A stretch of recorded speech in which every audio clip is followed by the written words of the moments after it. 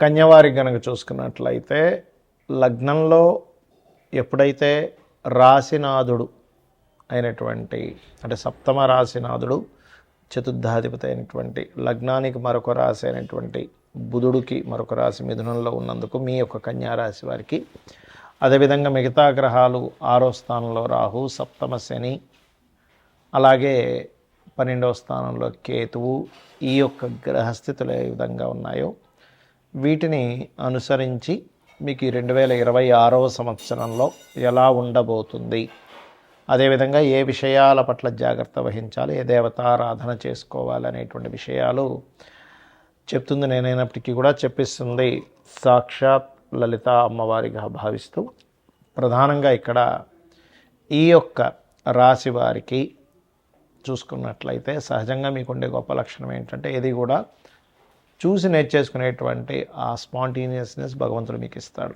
అయితే మొదటి 6 నెలలు కొంచెం ఫైనాన్షియల్గా గ్రోత్ ఉంటుంది, ఉండదని కాదు. కాకపోతే ఈ 4వ స్థానంలో కుజుడు ఇయర్ స్టార్టింగ్లో ఉన్నందుకు, సప్తమంలో శని భగవానుడు ఉన్నందుకు కాస్త ఏంటంటే ఏదైనా ప్రాపర్టీస్ వాహనాలు తీసుకునేటప్పుడు, మిషనరీస్ తీసుకునేటప్పుడు, లేనట్లయితే ఈ యొక్క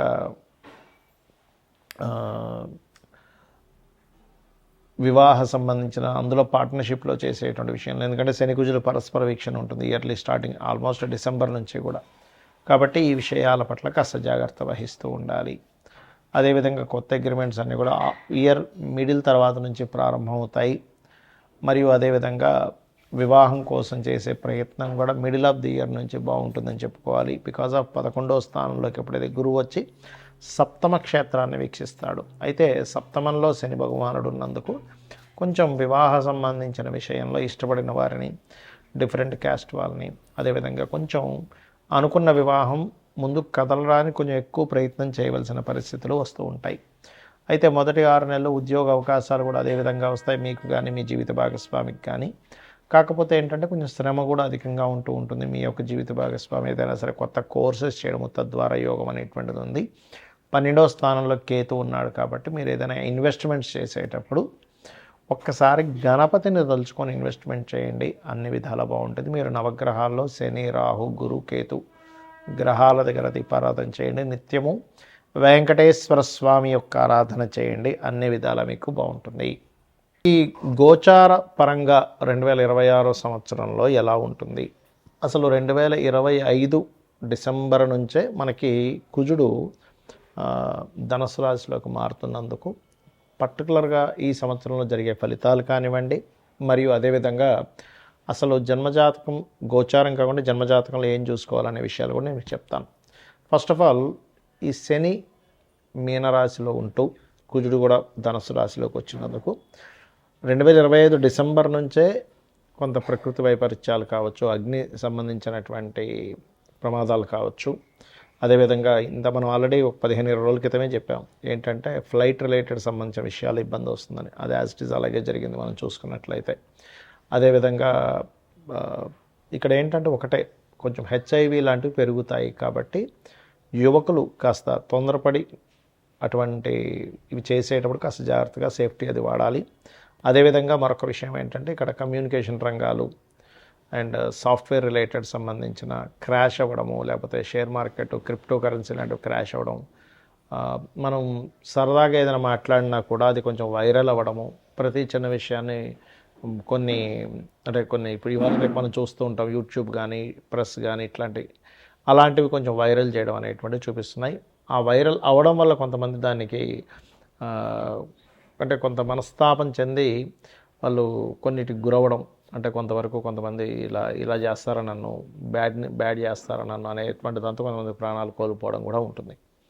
సో అందుకని మీరు ఏం చేస్తారంటే నిత్యము కూడా ఏదైనా ఆలయానికి వెళ్ళడము, చండీ పారాయణం చేయించుకోవడము, ఓం దుమ్ దుర్గాయ నమః, ఓం చండికాదేవి అయి నమః అని నామస్మరణ చేయడం చేస్తూ ఉండండి. ఇక జన్మజాతకంలో ఏం చూడాలనేటువంటి చాలామందికి తెలియదు. కేవలం ఏదో ఏలినాడు శని, కాలసర్పదోషం ఉంది, సర్పదోషం ఉంది, ఇవే చూస్తుంటారు. అలా కాదు. ఫస్ట్ ఆఫ్ ఆల్ ఏంటంటే జన్మజాతకంలో మన పర్సనల్ చార్ట్లో అసలు ఏం చూసుకోవాలి. ఎవరికైనా వాళ్ళు ఎదగలేకపోతున్నారు లైఫ్లో, ఎప్పుడు ఏదో ఒక ఆటంకం వస్తుంది అంటే వాళ్ళ పర్సనల్ చార్ట్స్లో ఇట్స్ వెరీ క్లియర్ వాళ్ళకేంటంటే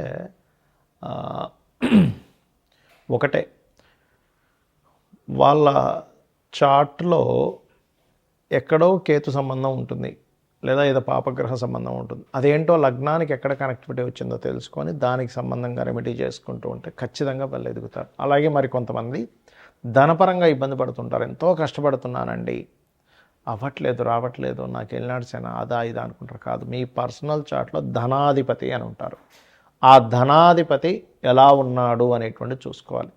ధనాధిపతి కనుక స్ట్రాంగ్గా ఉన్నట్లయితే ఖచ్చితంగా మీకు అది ఏ మార్గంలో ఉంది, ఏం చేస్తే మీకు ధనం వస్తుందనే విషయం తెలుసుకోవడం జ్యోతిష్ శాస్త్రం. అంతేగాని ధనం రావట్లేదని బాధపడడం కాదు.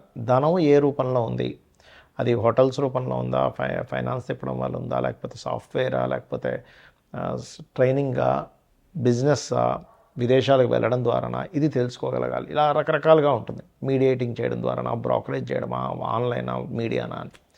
అలాగే కొంతమందికి అన్నదమ్ములతో గొడవలు వస్తుంటాయి. పూర్వజన్మ కర్మ అన్నదమ్ముల రూపంలోని, తల్లి రూపంలో, తండ్రి రూపంలో వస్తుంది.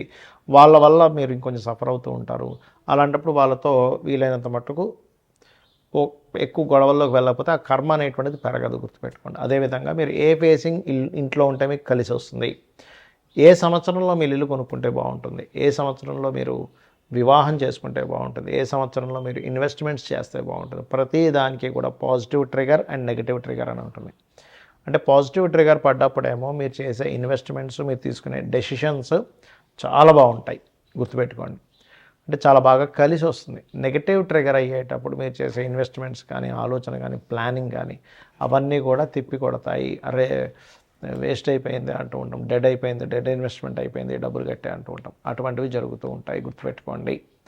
అలాగే మరొక విషయం ఏంటంటే ఇక్కడ గమనించినట్లయితే, సరే జాతకం తెలీదు, మీరు ఒకటే గుర్తుపెట్టుకోండి, జన్మజాతకం తెలియదు, ఏమీ తెలియదు అనుకునేవారు రోజు నిత్యము లలితా సహస్రనామాల యొక్క శ్రవణము లేదా పఠనము ఉదయం సాయంత్రం చేయండి. ఖచ్చితంగా మీకు బాగుంటుంది. శ్రీమాత్రే నమః.